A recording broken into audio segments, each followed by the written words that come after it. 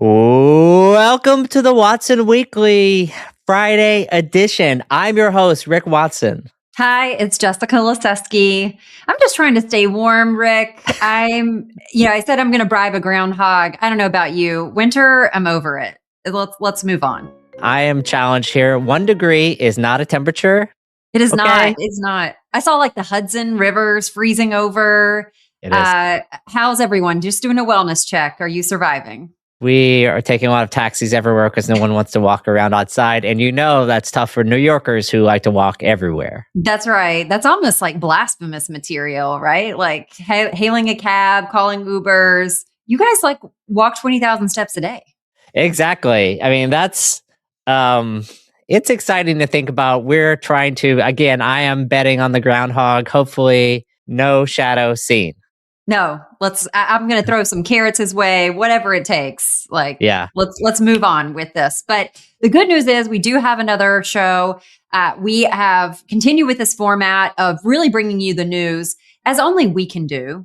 Exactly. With our unique spin, right, Rick? That's right. This week, we're tracking these major news across the retail and tech landscape. First is American Eagle pulls the plug. After a bold bet on outsourced fulfillment, American Eagle is sunsetting the quiet logistics business. We'll discuss why the platform dream hit a wall and what that says about the state of third-party logistics. Second story is Vinted's American dream. European heavyweight Vinted, who's in the secondhand clothing business, is entering the U.S. market. Can they unseat the many, many established players in the market in the fight for your closet? Third up is Apple's Ambient Ambitions. Apple is introducing a new wearable AI pin to combat all of the noise and effort from OpenAI hiring Johnny Ive and his company I.O. in the ambient computing race. Is this a new iPhone moment for Apple, or will it end up like some other failures we've seen? Our final story and main story this week is Shopify's partner Massacre last week. They cut many members of their partner program, and we'll be discussing that. As a reminder, please like and subscribe. We are a YouTube channel. That's what you're supposed to do. So just follow directions. Like, subscribe. And tell your friends. Tell your friends. Don't keep this to yourself. You'll find out when new episodes are uploaded. As a result, we are happy to bring this to you. Story 1, we are going to talk about quiet and duration. We've been waiting here on the Watson Weekend for the other shoe to drop on this one. In the last couple of years, quiet during the pandemic really started getting to a lot of other businesses. Logistics was a big one. Finally, it did. American Eagle is closing doors on its quiet logistics business. Yeah, that's right, Rick. American Eagle is entering this infamous Hall of Fame we like to call Stay in Your Lane. Colgate launching lasagna. What was that about? Cosmopolitan Magazine bringing you a yogurt. Again, don't need that. And Amazon, probably the most infamous, launching the Fire phone in a big flame out. So American Eagle and Quiet Logistics joins this prestigious and infamous group of things don't go so well when you move too far outside of your lane. And it felt like, when American Eagle bought them, the industry was so up on this hype of supply chain. And because Amazon was doing it, every retailer felt like they needed to have more control of their logistics and they needed their own 3PL to survive. So kind of break this down a little bit more. Yeah, exactly. Gap was another retailer that went into this situation. Quiet was never really the budget option. It was more of a premium option. They leaned hard into robotics and automation. Before it was a buzzword, little known fact, Quiet Logistics was actually the first user of Kiva robots. Even before Amazon bought them, they wanted to give brands high-end reliability over bottom line price. You went to Quiet. Yeah, that's right. And when you think about like Amazon then bought Kiva, they basically told everybody else to pack their bags, right? They kicked them off the platform. And the eviction story is essentially where it gets interesting because that forced Bruce Welty, Quiet's founder, to really pivot hard. He didn't just find a new vendor. He went out and then founded Locus Robotics. That's right. I mean, it's a bold move to okay, my robotics vendor was just shuttered. I'm not going to find another one. To be honest, he went and looked around the market and didn't see an option. I mean, that's frankly why Amazon bought Kiva at the time. There was really no one else like it. And so Bruce, being the entrepreneur's entrepreneur, he started his own robotics company. I feel like that's something I need to do in my spare time. Totally. It's just a little side hustle. Doesn't take a lot of time or manpower or fortitude. But what's interesting is Bruce kept the locus part of that separate, just pretty savvy move. Hats off to him. And so when American Eagle buys this business, they don't get that crown jewel, right? And they don't really own the piece of what could make that pretty, I think, material in terms of having some interesting IP. Yeah, and just this month, Locus announced that they surpassed 25 million picks at a single site with their partner Radial, who coincidentally was the sponsor of our NRF Live event. Globally, they've cleaned billions of picks, and the little robots, they move around. They're so cute and adorable, aren't they? Oh, they are. I like naming them. They seem really nice. So you met Bruce, right? Yeah, back in 2015, I was the CEO of Merchantry. He was a friend of one of the investors in the company. He actually came by, super impressive entrepreneur, like just really saw the intersection of logistics, automation, software, and retail in a way that very few people did. Quiet was on a tear at the time. And he was mentioning with the Kiva acquisition, which was around the time that I'm thinking about doing something else. So it's just crazy to see all this play out years later. Yeah, it's why we love e-commerce and retail and all the ancillary businesses around it, because it always comes back full circle and it is such a small world. But getting back to this story, the takeaway really is owning your own supply chain can sound great on an earnings call, can sound great in terms of a strategic initiative. But if it's not your core, it's a really heavy burden to carry. And Rick, kind of throwing back to something you said, at NRF, and this year the theme being bold. Right. Was this just the wrong bold move? Do you commend American Eagle for being bold, or where do you sit on this? Yeah, look, I think it's a big challenge to do this if you are a clothing retailer for a couple of reasons. Number one, are other clothing retailers really going to trust you with their logistics? Because ultimately you're in competition. So I just think ultimately it's the wrong bold move. You're going to trust FedEx and UPS. You're not necessarily going to trust your competition. They might drop a few parcels that you didn't know about. That's right. It's why, a lot of bigger brands aren't necessarily utilizing Prime as their main, or Amazon as their main logistics partner, right? So that's right. Yes, this is a quiet end to a very loud chapter, and we'll take the lessons learned and file them in the e-com and retail playbook. We will. What's the next story that we have up for us, Jess? Oh, the next story is the resale rumble. And this is Vinted's second shot, really clamoring, like you said, for that American dream. And, Rick, this is really near and dear to my heart because as I look through my closet, there are a lot of old trends. There are some things that I'm like, ooh, what were you thinking, girl, when I bought that? And, you start to think about where can I resell this stuff? And there's so many options. There's Poshmark, RealReal, Depop, Mercari, Vestiaire, StockX, Rent the Runway, Rebag, ThreadUp.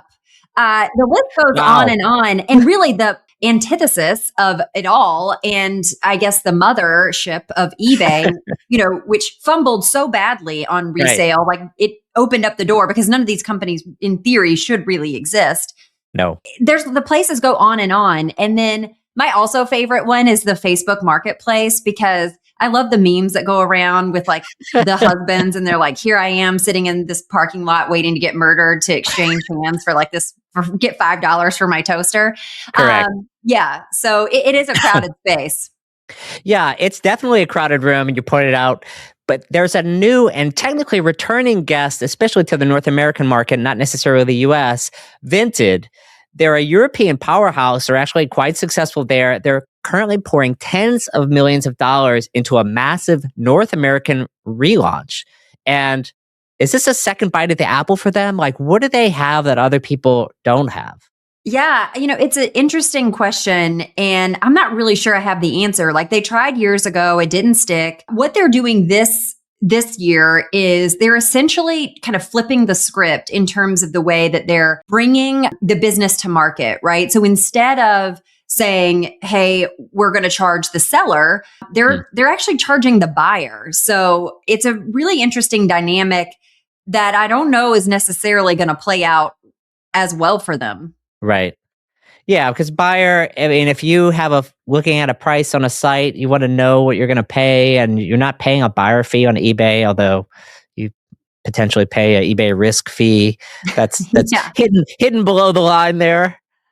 It's in the mini. It's in the mini set and fees. Yeah. So it's like, I think it is different in the sense of most of these marketplaces are making their money off of the seller to bring the buyers, right? And they want to make the hurdle to bring buyers, as you know, in like a two-sided marketplace, it's like you got to have the inventory, but then you also have to have the buyers come. And so their thought process is, listen, if we can take out all the work from the sellers and like remove fees, maybe we'll have lower prices, maybe we'll get more inventory. So we're going to play that selection game. And I just think that's an interesting gamble in the sense of, a lot of those seller fees actually end up funding advertising. And that's to me, the miss here is I don't know Vinted. I don't understand if, how am I going to essentially learn about this like new marketplace or the reentry of this marketplace? The flywheel feels like it might kind of be missing a spoke. Yeah, that's a good analogy. So it seems like it's kind of a race to get enough supply with this sort of no fee situation to create enough gravity to pull in the buyers. Yeah, exactly. And so we'll actually see, I think, what happens here. Maybe if they solve like logistics, if they can handle, things a little bit differently than Poshmark. The issue overall, Rick, though, is that, look, we do have an inventory problem. We have so much excess in the world as it relates to apparel in particular. So much of that ends up in landfills. I commend these sites because they really are trying to help mitigate that. But like the $5 tee that I bought at Old Navy, I don't know that belongs anywhere else. No, it does not need to be resold. And so maybe that's the problem that none of these sites have solved yet, which is why there seems to be one launching every 6 months. Hundo P. Awesome. Our next story is Apple's defensive sprint to enter the AI wearable space.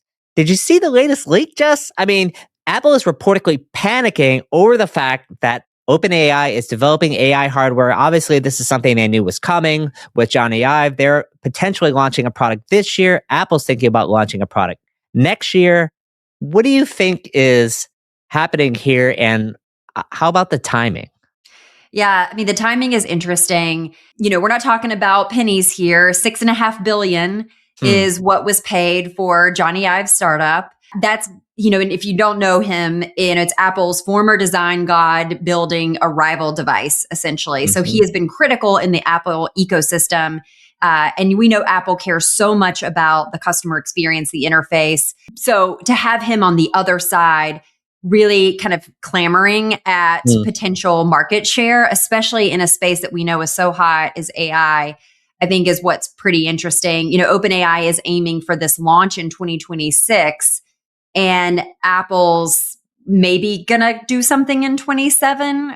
I don't know. So it's, I think that there's a lot of pressure felt in these AI wars. Yeah, one of the things I noticed is that Apple is actually paying to get the AI chops, which Apple has not really developed. They're paying $1 billion to Google for their Gemini model to put into the product because Siri is not serious. No, she's not serious as it relates to AI. She can barely get me directions or translate my Southern voice into text that makes sense.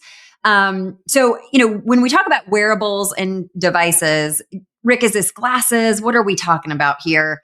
Oh my gosh, we don't need another pair of glasses. I think Apple has glasses, PTSD from the last Vision Pro launch, which I think they sold about 5 of them, and now they're on the Facebook marketplaces where your friend's getting murdered as we speak. Think of it more like an AirTag on steroids. So you have this thing; it's pinned to your lapel or your shirt. It's a circular pin. It has no screen. It has a few things. It has cameras that can actually see the world in front of you. It can monitor all the audio that you're producing, as well as in your environment. And it has a button to manage those recording things, so you could charge it as well as tell it to stop eavesdropping on me. Cool. This sounds great. I can't wait to walk up to someone and see one of these devices and then immediately shut down. But essentially, so it sounds so much like that Humane AI pin. And that was a big flame out, similar to the Amazon Fire phone. It overheated, like a literal flame out, bad battery. Honestly, no point to it. I remember the hype on CNBC. Yeah. There was so much around this. Why do we think like this is going to work? Yeah, I mean, look, Apple has a reputation for doing things, even if they're not necessarily the first to a market. People who are first to the market make a lot of mistakes. And so when Apple comes to a market, they come and they are able to learn from people who make mistakes, take all the arrows in front of them, and actually really obsess about the customer experience. Imagine what it used to take you to load an MP3 player before the AirPod, the iPod came out. Yeah. That's the kind of thing I'm expecting here. The pin acts as an iPhone accessory. You already have an iPhone. You have your AirPods. I really think all these devices are going to work together.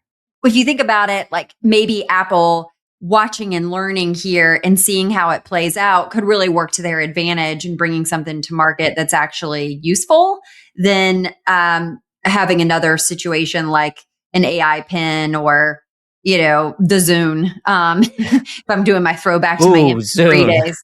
Zune. That's a good pull. Yeah, thank you. I really dug deep for that. Kind of proud of myself. But yeah, so I think it's going to be one of those wait and see, and maybe they win out. Is that what you're telling me? Yeah, I mean, it's really a defensive play. Amazon acquired an AI wearable startup called Bee for the same reason. And everyone is kind of terrified of this post-smartphone era that we've seen. Like, smartphone sales have slowed down for the past several years. And so Apple is not trying to kill the iPhone. It's not trying to kill the Mac. Really, they're trying to move the interface off glass and sort of into the air between you and whoever you're talking to and yourself with voice. And so now it's on your lapel and off your glass. Yeah, I think I'm going to say it's a little tough pull, because throwing it back to some other news happening that we are yet to talk about, but we will, like the social media wars, that's all designed to keep you on the glass, on your device. And so it'll be interesting to see if some of those dynamics shift. But hey, look, if you can solve the creepy factor of a camera being pinned to your shirt and recording everything going on around you like the NSA, maybe you'll pull it off. But 2027 is a long way to go in AI years. Exactly. And I think we are waiting to see what Apple comes up with, but we're excited about it too. Yeah. Today's episode of the Watson Weekend is sponsored by Miracle. You don't need another tool. You need a growth partner. The Miracle platform is powering the next era of retail for brands and retailers who are ready to move. Powered by AI and built for what's next. Our main story this week is the Wednesday morning massacre at Shopify. If you didn't hear, on January 21st, 2026, Shopify took a huge axe to a massive part of its partner organizations, hitting partner managers, marketing people, and the teams that hold the hands of the world's biggest agencies and what's called GSIs, or Global System Integrators. These are big development organizations, many with massive workforces all around the world, but India is obviously a big source of them. The internet is on fire about hot takes on this. Is Shopify abandoning the enterprise because enterprises need these integrators to build out their platforms? Jess, you've been scrolling all the LinkedIn manifestos about this. What have you seen? Whew, it is spicy, Rick. If you believe the comment section, Shopify has just set the bridge to the Fortune 500 on fire, huge flames everywhere. But if you look at this fitness function, yeah, exactly. And that's Toby and Jeff's favorite internal metric. It's almost inevitable. Yeah, I mean, basically when Toby, he speaks in code a lot of times in his own sort of developer technical speak. For him, a fitness function means that the company needs to be a fit company, like a person needs to be a fit person. And by that, it means essentially no fat. Very minimal Fergie, I'm in the gym working on my fitness. Exactly. And if you can do the job with AI. He's going to have the company do the job with AI. And so all these partner people that is pushing all these sort of steak dinners for people, you can't prove the ROI of an expensive human. It's productivity over people. Yeah, and that's really their mantra, right? Because they have been so entrepreneur, and as they kind of move into this massive company, which they've been a massive company for a while, but they're still kind of holding on to that entrepreneurial spirit and trying to be different. They don't want to be another bloated tech company, and so it wasn't like we don't like our partners. It's just like you said, we can't prove out the ROI, and so let's look at the math here and figure out ultimately like what makes the most sense for us. So break down like the two buckets of the partners. Like you said, there's these GSIs, but then what's the other group?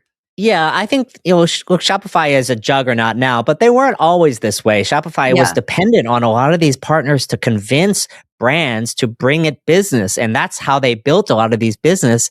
Well, now you don't necessarily need a lot of agency time to build out a storefront. So the two buckets are really partners that need Shopify more than Shopify needs them. They're kind of like they need us, kind of the small to mid-tier agencies. Shopify's theories is kind of simple. If our partner is the best, we don't really need a lot of people to manage these relationships. Sure. That's sort of bucket one.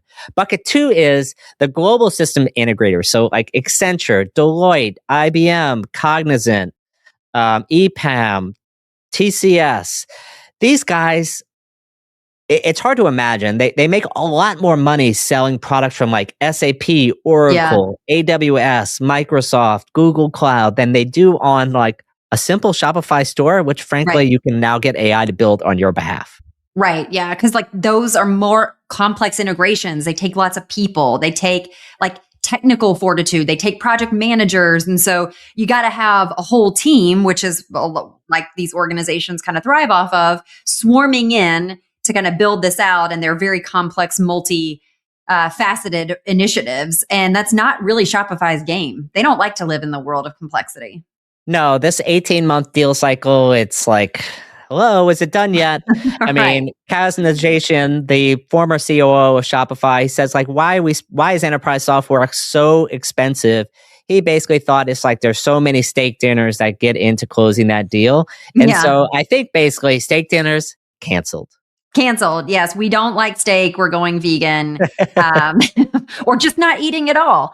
Yeah. So like you said, to answer this question, it's been posed around. It's like enterprise dead at Shopify. People are really up in arms that this enterprise is being abandoned. Harley is still personally in the room for those biggest deals, but they're really embracing this product-led growth mantra. Like they want the platform to speak for itself. And they don't necessarily need to be doing a lot of convincing all these leaders. And like you said, taking these long sales cycles. It's kind of like, we're here, you use us. You don't, you can keep, blowing your billions or your millions on these like complex technical projects that ultimately fail and you tire out. Yeah. I mean, look, I think Shopify is, if you believe them, they say they're on this 100-year journey. And I think they believe that anyone who's in between Shopify and its merchants is essentially a middleman. Yeah. And I don't know if you've heard anyone say your margin is my opportunity, but that's kind of what Shopify is telling these agencies here. Yeah. Yeah. And, Toby, though, does like kind of hate the sales part of it, right? Yeah, he is that totally. Truly tech entrepreneur. He's a builder. He'd rather be refactoring code than like talking to some change resistant VP or C-suite at a legacy retailer. And so that's kind of like this ultimate expression of their heritage and DNA and what he stands for.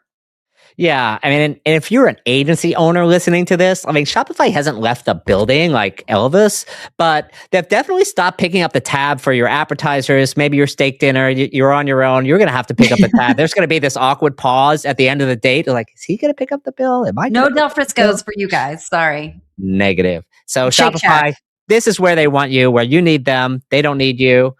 So that's our Shopify story for this week. Yes, very good. And appreciate you unpacking that and setting the record straight, really. The good news is Mr. Beast, as their marquee enterprise client, continues to live on.